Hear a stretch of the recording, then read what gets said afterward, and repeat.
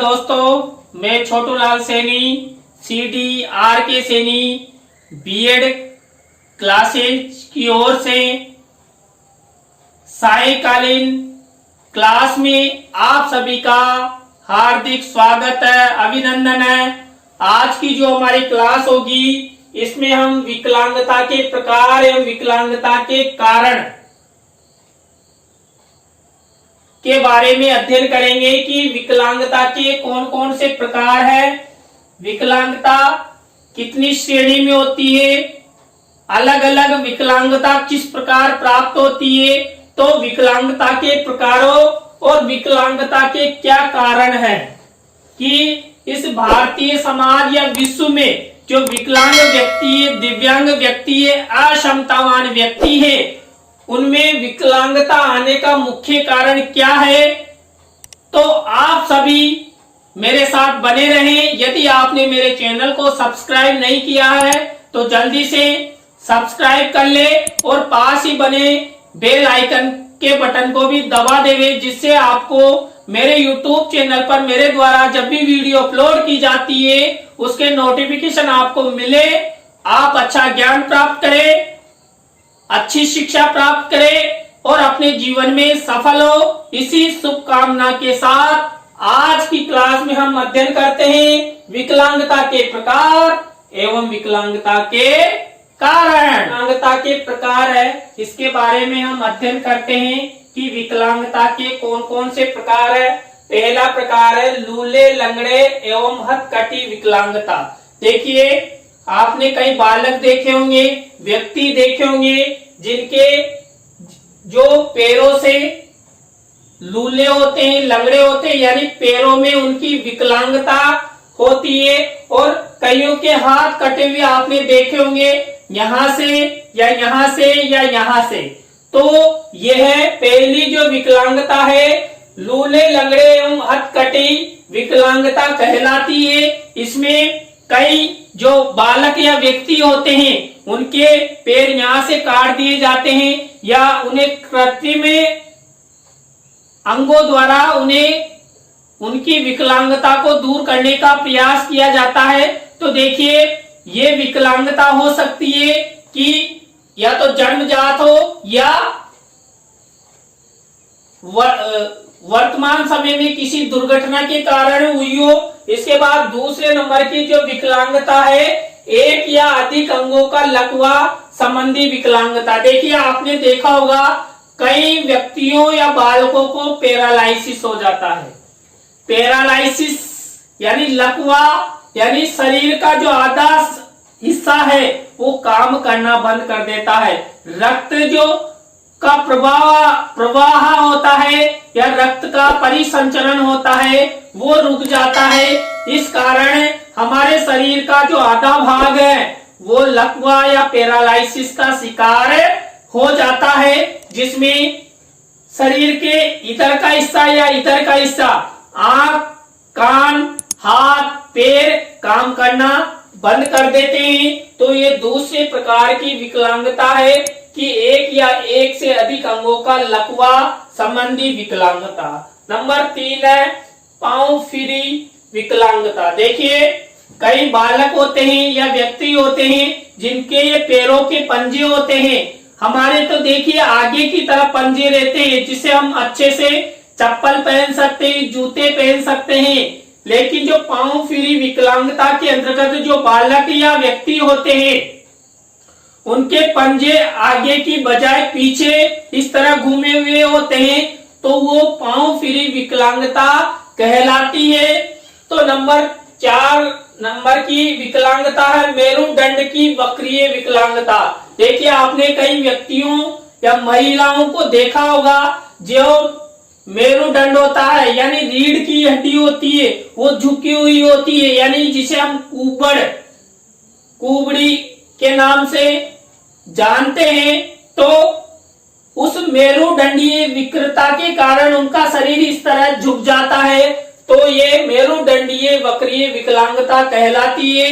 इसमें क्या है, व्यक्ति सही तरीके से कार्य नहीं कर पाता है, वो हमेशा इस तरह झुका हुआ रहता है। और देखिए, ये मेरुदंडीय विकलांगता ज्यादातर वृद्धा अवस्था में आती है या किसी भी प्रकार की कोई घटना घटित हो जाती है तो उसके कारण भी मेरुदंडीय संबंधी विकलांगता आती है। इसके बाद नंबर 5 विकलांगता है प्रमस्तिष्क के पक्षाघात संबंधी विकलांगता। देखिए प्रमस्तिष्क के पक्षाघात यानी कभी कभी जो मस्तिष्क की जो नसें हैं उसके फट जाने से या मानसिक विकलांगता या मानसिक रूप से बीमारी का शिकार होने पर भी प्रमस्तिष्कीय घात आ जाता है, यानी व्यक्ति पागल हो जाता है, मानसिक विकृत रूप धारण कर लेता है। समाज में वो किसी भी प्रकार का कोई सा भी कार्य करना प्रारंभ कर देता है, कपड़े खोल देता है, घूमता फिरता है, किसी को मार देता है, तो प्रमस्तिष्कीय पक्षाघात संबंधी विकलांगता होती है। इसके बाद 6 नंबर की विकलांगता है विकृति अंगी विकलांगता। देखिए कई बार आपने देखा होगा कि किसी के कान नहीं है, किसी के नाक नहीं है, तो या किसी के एक आंख नहीं है, तो ये जो अंग होते हैं उसमें विकृति के कारण होता है। कभी आपने देखा होगा कि कान टेढ़ा रहता है, हाथ टेढ़ा होता है, तो जन्मजात भी हो सकता है या बाद में घटना के द्वारा भी हो सकता है। तो विकृति अंगी विकलांगता ये जन्मजात भी हो सकती है और बाद में किसी अन्य घटना के द्वारा भी उत्पन्न हो सकती है। इसके बाद अगली विकलांगता है मेरुदंडीय द्विसाती विकलांगता। देखिए आपने देखा होगा कई बालक जब जन्म लेते हैं तो एक साथ रीढ़ की हड्डी या शरीर के किसी भाग द्वारा जुड़े हुए होते हैं, यानी 2 बालक या 2 बालिकाएं, एक बालक एक बालिका आपस में रीढ़ की हड्डी मेरुदंड या शरीर के किसी भी अंग से इस प्रकार जुड़े रहते हैं और कई बार उनके मुंह ज्यादा होता है, एक का छोटा होता है, एक का बड़ा होता है, तो इस तरह आपस में इस तरह मिले हुए होते हैं, वो मेरुदंडीय द्विसाती विकलांगता कहलाती है। इसके बाद 8वें नंबर की विकलांगता है मांसपेशीय विकलांगता। देखिए आपने कभी किसी व्यक्ति या बालक को देखा होगा कि किसी का मुंह बड़ा होता है, नाक बहुत ज्यादा बड़ी हो जाती है, जीभ बाहर निकली हुई होती है, कान बड़ा होगा, एक छोटा होगा, या किसी का हाथ जो सामान्य से अधिक बड़ा होगा, या कई बार आपने देखा होगा कि कई बालक ऐसे होते हैं उनका जो स्तर है उसकी उम्र के अनुसार, मान लीजिए कोई बालक है 10 साल का बालक है और उसकी जो मांसपेशी जो शरीर है वो इतना बड़ा राक्षस की तरह हो जाता है, जबकि वो खाते पीते कम है, लेकिन मांसपेशी जो उनमें ऐसी क्रिया होती है, उनका शरीर बढ़ने लग जाता है, उनकी विकृति आने लग जाती है, तो मांसपेशीय विकलांगता। तो देखिए हमने इसमें विकलांगता के 8 प्रकारों का अध्ययन किया। पहली लूले लंगड़े एवं हथकटी विकलांगता, नंबर 2 एक या अधिक अंगों का लकवा संबंधी विकलांगता, नंबर 3 पांव फ्री विकलांगता, नंबर 4 मेरुदंड की वक्रीय विकलांगता, नंबर 5 प्रमस्तिष्क के पक्षाघात संबंधी विकलांगता, नंबर 6 विकृति अंगी विकलांगता, नंबर 7 मेरुदंडीय द्विसाती विकलांगता, मांसपेशीय विकलांगता। विकलांगता के प्रकारों के बारे में हमने अध्ययन कर लिया। इसके बाद देखते हैं विकलांगता के कारण कि विकलांगता के क्या कारण है। देखिए पहला है जन्मजात। देखिए जो हमारे शरीर में विकलांगता आती है वो या तो जन्मजात भी हो सकती है। कई बालक ऐसे जन्म के समय ही जो पांव फिरे हैं या हाथ कटे हैं या मांस पेशीय जो विकलांगता है वो जन्म के समय ही उनके साथ आ जाती है। तो ज्यादातर जो विकलांगता है वो जन्म के समय ही आ जाती है। इसके बाद नंबर 2 है अनियमितता। देखिए अनियमितता के कारण भी विकलांगता आती है। मान लीजिए कोई बालक है, अच्छा बालक है या व्यक्ति है, स्वस्थ है, लेकिन वो कार्य नहीं करता है, आलसी है, तो धीरे धीरे उस कार्य के प्रति उसमें नकारात्मक अभिवृत्ति उत्पन्न हो जाएगी और धीरे धीरे वो विकलांगता का शिकार हो जाएगा। और विकलांगता का शिकार होगा तो जो मानसिक विकलांगता है वो अनियमितता के कारण आती है। कई बार हम ध्यान नहीं देते हैं, हमारी छोटी सी कोई किसी भी प्रकार की कोई बीमारी होती है या कुछ कमी होती है, उसके कारण भी मानसिक विकलांगता आती है। तो यहाँ पर दूसरे नंबर की जो विकलांगता आने का मुख्य कारण है अनियमितता। इसके बाद दुर्घटना। आपने देखा होगा कि स्वस्थ बालक होते हैं, स्वस्थ व्यक्ति होते हैं, लेकिन किसी भी प्रकार की दुर्घटना के कारण उनमें विकलांगता आ जाती है। विकलांगता के कारण उनके पैर काट दिए जाते हैं, हाथ काट दिए जाते हैं या आंख निकाल दी जाती है। तो दुर्घटना, एक्सीडेंट के कारण भी विकलांगता आती है, चाहे पुरुष हो या महिला हो या बालक हो या बालिका हो। इसके बाद देखिए बीमारी। देखिए बीमारी के कारण भी विकलांगता आती है।